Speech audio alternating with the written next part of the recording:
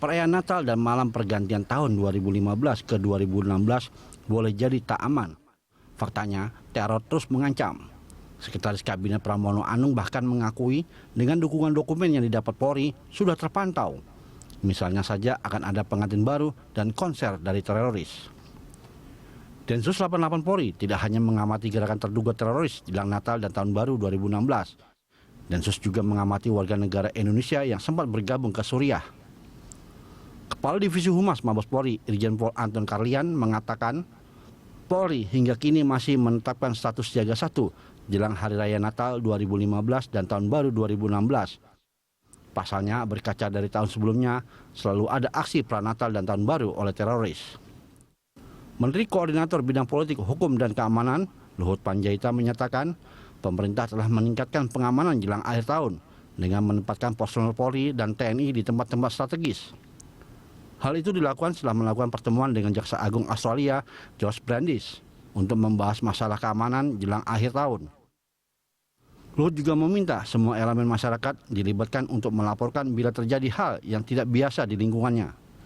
Sementara hasil keterangan Kapolri, Jenderal Polisi Badrodin Haiti menyatakan kepolisian telah menangkap 9 orang terduga teroris di 5 tempat berbeda, antara lain di Cilacap, Tasikmalaya, Sukoharjo, Mojokerto, dan Gresik.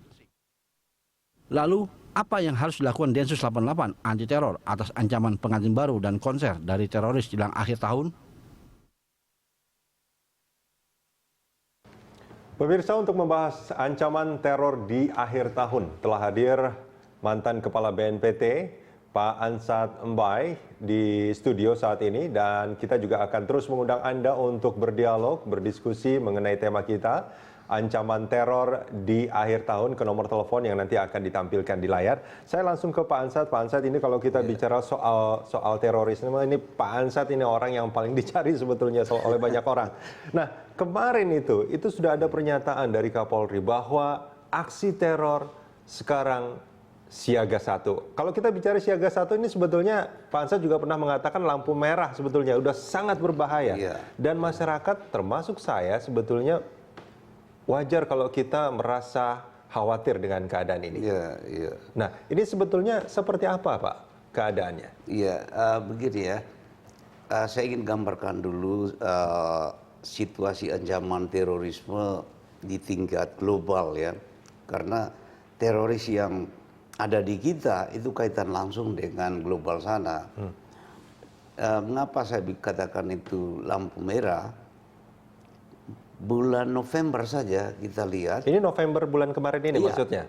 Iya, bulan November. Sekarang Desember dan ini bulan November yang kemarin? November kemarin itu kita lihat rangkaian aksi teror di tingkat global ya.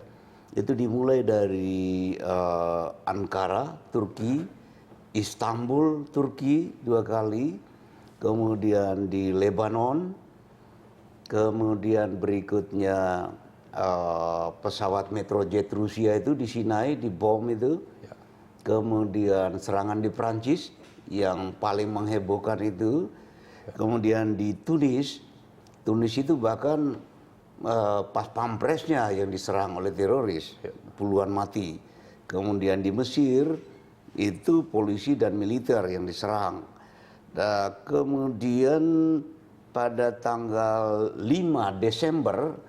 Jadi Desember ini itu di California kan, yang Obama terus marah itu bahkan memerintahkan pasukan khusus di San Bernardino itu untuk ke Irak. Nah kemudian tanggal yang sama itu di Aden, gubernurnya yang tewas dibom oleh teroris, kemudian terjadi lagi di Inggris. Nah ini artinya kan 4 benua itu serentak serangan mereka. Apakah itu bukan lampu merah? Artinya kalau kita bicara serangan ke semua negara ini apakah pelakunya dari satu induk kelompok yang sama atau sebetulnya mereka punya kepentingan yang berbeda dari kelompok yang berbeda? Ya, itu kelompok yang sama, ISIS. Bahkan ya memang agak tidak biasa juga ya. Biasanya kalau Al-Qaeda dulu itu tidak pernah mengklaim, bahkan dia menyembunyikan identitas. Ini bahkan dia dia declare seperti Metrojet itu, Ya. walaupun Mesir dan Rusia tadinya membantah bukan teror, dia bilang iya itu kami ISIS. Ini memang agak ini. Nah kemudian itu ya situasi di global begitu. Nah bagaimana kaitannya dengan kita? Mengapa lampu merah ya? Yang pertama, saya ambil saja contoh yang konkret. Para pelaku teror di Prancis itu, yang 8-9 orang itu, serangan di Sampai hampir seluruh kota lebih Paris 100 itu. orang meninggal. 100 orang meninggal. Itu kemampuan mereka tidak lebih hebat dari kemampuan jihadis WNI kita. Maksudnya tidak lebih hebat? Sama-sama di Syria, berlatih di Syria. Gurunya sama, pelatihnya sama, ideologinya sama, mindsetnya sama, nekatnya sama. Anda ingin mengatakan bahwa kalau seandainya perlengkapan yang sama juga dimiliki oleh beberapa orang jihadis Indonesia, maka sudah pasti lebih kekhawatiran- brutal dan lebih berbahaya. Oke. Karena apa? Kita lihat dari 300 lebih ya, 300 lebih WNI kita yang jadi jihadis di Syria dan Irak. Ini yang betul-betul klasifikasi FTF. Maksudnya apa itu Pak? Foreign Terrorist Fighter yang di Syria dan Irak. Ini PBB yang menyebut itu. Foreign Terrorist Fighter. 300 lebih WNI di sana. Sampai sekarang sudah 54 orang yang tewas. Ada yang bom bunuh diri juga. Ya. Jadi nekatnya itu sama. Oke. Nah kemudian yang bagi kita yang betul-betul saya sebut wake up call itu sudah 45 dari FTF Indonesia ini kembali ada di sini, dan yang kembali ini ada yang merekrut kembali berangkat lagi, ada 45 yang tertangkap itu baru 11. Oke. Sekarang di pengadilan. Berarti masih ada sekitar yang lainnya 30. kemana? Nah, tambah ini satu lagi Ya. yang formal ditangkap oleh pemerintah Turki dan dikembalikan itu ada 190 orang. 190 orang. Dalam arti mereka berusaha masuk Syria dan Irak, kemudian tertangkap dan dideportasi. Ada yang 190 mengatakan bahwa orang. 190 orang itu adalah orang-orang yang sebetulnya dalam tanda kutip saya nggak tahu pengertiannya. Apakah para jihadis yang pengen berjihad ke sana semuanya, atau sebetulnya ada ya entah mungkin wartawan pengen liputan atau apa gitu sebetulnya di sana? Saya kira tidak ada wartawan itu ya. Memang orang melihat kadang-kadang, oh itu kan ada perempuan dan anak-anak. Ya. Ingat, beberapa bulan lalu kan kita heboh. Justru ISIS melatih anak-anak untuk bom bunuh diri, untuk menembak. Kemudian perempuan, ada yang berangkat suami istri dan anaknya kan. Perempuan banyak yang dilatih bom bunuh diri. Seperti di Chad yang terakhir terjadi dalam Desember ini. Itu 4 orang perempuan pelaku bom bunuh diri, cukup menghebohkan. Dan termasuk yang di San Bernardino juga itu pelakunya juga ada perempuan. Iya, justru yang paling radikal itu perempuan itu. Laki itu hanya ikut, perempuan itu yang dari Syria. Jadi jangan dianggap, wah ini karena perempuan, karena anak-anak, tidak mungkin mereka gabung dengan ISIS. Justru ISIS merekrut itu. Nah, Pak Ansat, ini kan kemarin ada beberapa penangkapan di 5 kota. Kalau saya tidak salah, saya bacakan. Ada di Cilacap, Tasikmalaya, Sukoharjo, Mojokerto, dan Gresik. Apakah penangkapan yang dilakukan di 5 kota itu juga terkait dengan kelompok yang baru saja Pak Ansat jelaskan? Iya, semuanya terkait. Jadi begini, sebetulnya salah satu indikasi kuat mengapa Densus itu bertindak menyisir menangkapi itu sudah didapatkan satu indikator yang sangat kuat ya.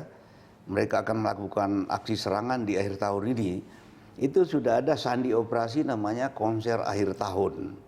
Itu jelas itu per IT ya. Kemudian sudah ada target mereka tentukan. Mana saja targetnya, Pak? Nah, targetnya antara lain pejabat polisi sama dengan dulu, kemudian kelompok Syiah. Nah, ini jangan dianggap enteng target kelompok Syiah ini. Pertama karena sudah ada beberapa kan, ada track record di kita ini anti Syiah ini. Kemudian sekarang itu ada gerakan anti Syiah. Nah, kalau sampai terjadi misalnya menyerang Syiah, itu artinya kita mengundang intervensi internasional dua pihak. Satu mungkin dari pihak yang diserang ini, kemudian yang menyerang seperti biasanya mereka akan mengiklankan ke seluruh dunia bahwa kita dizolimi oleh kelompok lawan kita ini. Sehingga para fighter dari seluruh dunia itu otomatis akan datang. Nah itu kalau begitu itu artinya kita sudah mulai memasuki tahap awal ISIS di Irak dan Syria. Awalnya kan begitu, Syiah. Kemudian campur tangan Iran segala macam. Sehingga kita sudah tidak tahu ujungnya dari mana itu. Ya. Nah, kalau kita bicara tadi kan dikatakan bahwa beberapa orang yang ditangkap itu termasuk dari kelompok yang Pak Ansat Mbae jelaskan. Apakah itu tadi kan dikatakan juga ada 45 orang yang apa namanya kembali ke Indonesia, fighter tadi. Terus juga ada 190 orang yang juga sudah dideportasi. Apakah orang-orang yang ditangkap kemarin ini itu bukan hanya tergabung dengan kelompok, termasuk juga di orang-orang yang baru kembali ini atau dari kelompok yang berbeda? Iya. Densus kita menangkap itu tidak asal, tidak sembarang ya. Mereka pasti mendapatkan satu indikasi yang sangat kuat, antara lain tadi itu.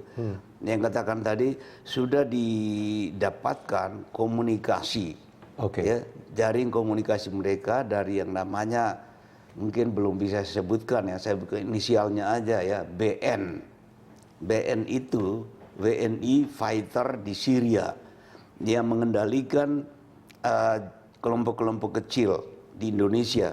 Dan dia sekarang masih di Syria? Mantan Syria dan mantan Syria.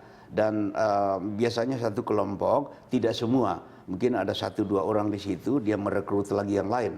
Ini komunikasi itu kepada kelompok-kelompok ini dan yang dengan target seperti yang saya sebutkan tadi. BN masih di Indonesia atau sebetulnya sekarang masih di Syria? Iya. Dan dia boleh saya katakan mengkoordinasikan semua kegiatan yang ada di Indonesia. Nah, yang terdeteksi sekarang itu Pak Ansat, kita jelas jaringan itu. Kita akan lanjutkan ini di segmen berikut.